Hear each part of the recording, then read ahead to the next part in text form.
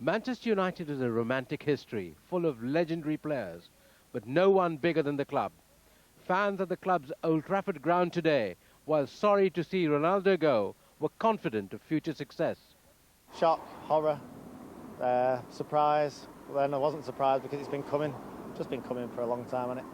Obviously a player like him is a big loss, but I'm sure we'll bounce back and buy some. Fergie's done his homework with the directors at Old Trafford, and they've said if we can get that type of money for Ronaldo, the best of luck to your son, and you can go and you're on your bike. I'm a staying and a going, I'm coming back. No, you can't have that. That disrupts the harm in the camp altogether. And for 80 million quid, God damn it, you buy Newcastle United for £100,000. United's Ronaldo is now the most expensive footballer in the world. The club has accepted a record-breaking £80 million for the player, who will be heading to Spain later this summer. His prolific goal scoring helped United to many titles. Now his price tag will underpin the club's business plan. Let's join our sports editor Mihir Bose at Old Trafford. Mihir. Well, George, in a way it's not a surprise. This deal has been on and off, and remember last year he very nearly went. What is surprising is the amount of money being offered for him, even with a player of his ability. Well, things change day to day in your life, don't they? I think I just got a strange feeling that this is a managerial decision, that the managers thought, well, a little bit like the David Beckham situation, I'm going to sell him, and that's that. I mean, that's my opinion. I could be wrong. Well, do you think there was a deal done last year, as many people believe, when Fergie was desperate to keep him for United and said, right, give us another season, Cristiano, and if you really, really want to go, then we'll let you go? I think there's possibilities of that, Gordon. I think there's strong possibilities of that. I mean, as I said earlier, I think the manager's made a decision, like he did with David Beckham. I don't think it's anybody else's decision. When a decision's made about football at the club, he makes them. The level of investment that you have to allocate to try and get the top players in the world is obviously huge, and that's illustrated obviously by the deals that have been done in the last few days. So if you want to compete in that market, then yes, you have to pay that money. It's the case that it was the manager's decision solely, then I think obviously supporters are going to welcome that. I think it would be nice to hear from the family about whether that money is going to be made available to the manager, because I think that's really the key thing. I think this is very much a case of they've tried to keep him there for as long as they can, and they now accept that he wants to move on. Mihir, these are figures from high finance, the kind of thing I'd normally be talking to our business editor about. You're quite right, George. This is what you would expect to see on the city pages, not on the business pages. And it's interesting to point out how the news emerged today. Manchester United put it on their website. Now, normally, when you have a deal like this, it's the buying club that trumpets it, and the selling club pretends it didn't happen. Manchester United treated it as if they were selling an asset they had no more need for. But what is important to appreciate is while the Premier League is the richest club, richest league in the world, probably the strongest league in the world, we really have two divisions within the Premier League. We have Manchester United at the top, who can generate this sort of money, and we have a lot of Premier League clubs who are struggling to survive, struggling to stay in. So that is what the recession has done, if you like. It has fractured the world of football, and we must appreciate there are a lot of clubs out there who can only dream of this sort of money, who can never aspire to it, and whose only hope is that they avoid relegation and do not go down into the lower leagues. And of course, the plight of the clubs in the lower league is much worse than what Real or Manchester United can dream of. Ronaldo, along with Messi and Kaká, is one of the three best players in the world, if not the best player in the world at this present time. So, you know, players like him, they demand this sort of money. It's a tremendous amount of money, and it's amazing that Real Madrid can stump that sort of money up after paying £56 million for Kaká as well. Real, owned by members, are a very different proposition. Structure allows them to be much more ostentatious in terms of their expenditure, and perhaps there's less need to control their costs. Let's cross live to our central London studio. We can speak now to the former chief executive of the FA, David Davis. David, does any of this come as a surprise to you? Well, as someone who is reputed to be something of a Manchester United fanatic, it doesn't, and I think you heard from some of the supporters there. They're grateful for what Cristiano Ronaldo has done for Manchester United, But I think increasingly people had become resigned to the fact that he was going to move on, and Sir Alex Ferguson has decided that it is right that he should move on. He's given fantastic service to the club over 6 years, so many exciting moments, but these things run their course, and nobody is bigger than that football club. David Davis, always good to talk to you. Thanks very much indeed for letting us know your views. Well, let's go live to Old Trafford, shall we? Sky's John Desborough is there for us. John, how's the news going down there? Oh, well, I think mixed, because as David Davis was saying, Sir Alex Ferguson has got a habit and a reputation for just moving players on at the right time, and a lot of the fans will think that Cristiano Ronaldo is going at the right time, and a lot of the signals, the body language, the expression on his face after the Champions League final defeat in Rome said it, that he wasn't happy, and he'll know there's no point trying to keep a player when he's not happy playing for your team, especially when you can get £80 million for him. But I was just having a moment of sort of all those yesterdays.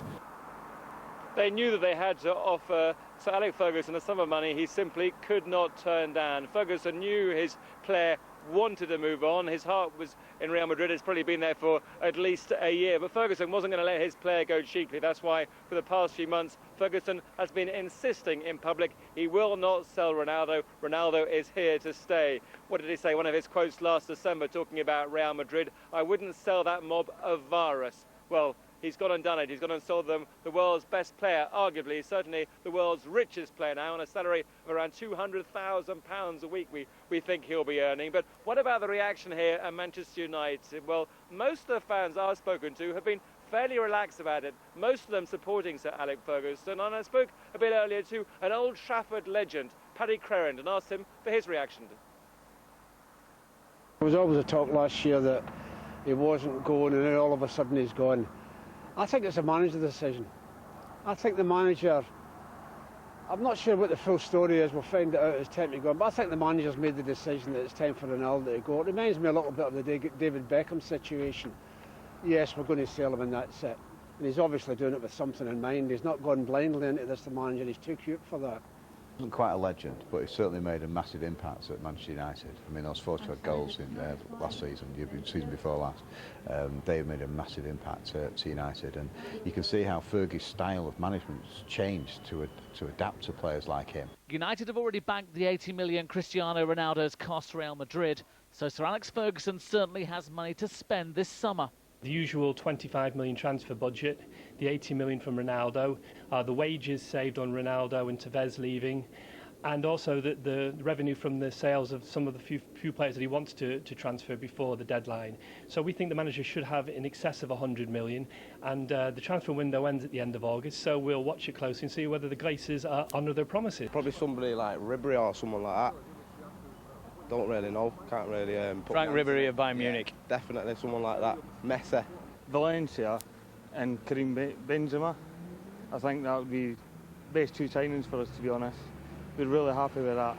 Valencia of Wigan. Even though it's Manchester United, Pat, you just can't go and get any player. No, of course. I know, as I'm saying, but the best player, you know, one of the best midfield players in the country at Liverpool, I saw him in the last game of the season, he was brilliant, Steven Gerrard. Yeah. He's a powerhouse. He can get goals. Yeah. You couldn't go and buy Steven Gerrard. Even Manchester United couldn't. Yeah. You've got 80 million in the kitty now. You go to Liverpool, that 80 million, and say, give us Steven Gerrard, they'll say no. So you can't, you just... Steven Gerrard would probably say no as well. He probably would. But there's other players, Frank, you couldn't go and get. Michael Essien would be a good player. Oh, I think Frank Lampard's a good player. So do I. You wouldn't get them. These clubs, Chelsea, Liverpool, they're trying to do the same thing as we're trying to do. Win the Champions League, win the Premier League, well, win everything. So they want to keep the best players.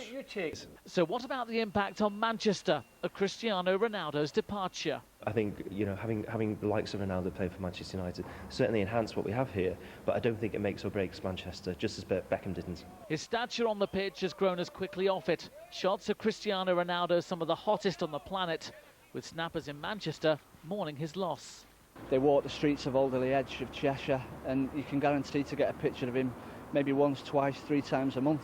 Good pictures, and he's not there. It's going to be a huge loss. But again, you know, you look around and who is going to replace him? For me, there's not many people. He arrived in Manchester as a boy and in 6 years became the best player in the world. Manchester United will now move on, but Cristiano Ronaldo certainly left his mark. James Cooper, Sky Sports, The world's most expensive footballer touched down in Madrid, and after posing for photos with airport staff, was taken for his medical. Hundreds of supporters were already gathering at the Bernabeu Stadium, while others chose to wait at the hospital. They've been queuing since 9 o'clock.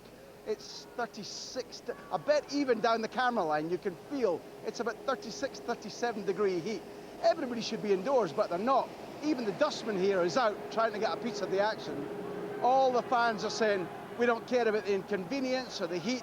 We want a part of Cristiano Ronaldo. Today, we welcome him in his new home. We receive today Cristiano Ronaldo.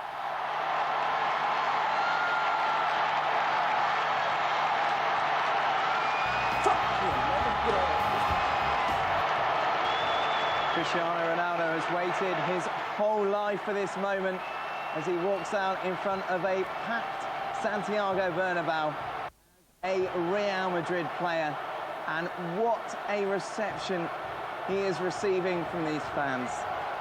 The FIFA World Player of the Year and the Ballon d'Or making his way out onto the pitch here in the Spanish capital. And the discussions and the rumours. Looks like he's enjoying it, doesn't it? Yes, he does love a little bit of attention, doesn't he? And there he goes, alongside Di Stefano and Eusebio on the stage there. As we heard, FIFA World Player of the Year, Ballon d'Or, both 2008, the European Golden Boot and the Barclays Golden Boot, both 2007-8 season, PFA Player of the Year, Football Writers Association Footballer of the Year in 2007 and 2008. His team honours as well, staggering. Absolutely. The Champions League in 2008, the Premier League 2007, 2008 and 2009, the FA Cup 2004, the League Cup 2006 and 2009, the World Club Cup in 2008 and the Community Shield in 2007 and 2008. His list of achievements as part of a Manchester United team just goes on and on. But he's now part of Real Madrid and the second era of the Galacticos. Florentino Perez masterminding it yet again, this time at the podium.